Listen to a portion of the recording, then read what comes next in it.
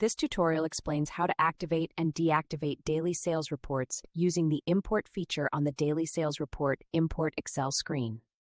Click the Accounts menu to access account-related features within the application. Click the Daily Sales Report option to view and manage daily sales data. Click the Daily Sales Report Import CSV to open the interface for importing sales data files. Click the sample CSV link to download a template file that shows the required format for importing sales reports. Check the consignment number.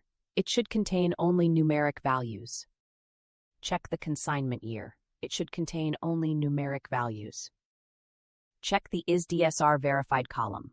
It accepts only true or false values. Use true to activate and false to deactivate. Click the Click Here to choose File button to open the File Selection dialog for uploading your CSV file. Enter the path to your CSV file containing the bulk active and deactive DSR data to prepare it for validation. Click the Validate CSV button to check the uploaded file for errors and ensure it meets the import requirements. Click the Alt-Ease button to close the validation dialog after reviewing the validation results. Click the Import CSV button to complete the process and apply the active and deactive changes to the daily sales reports.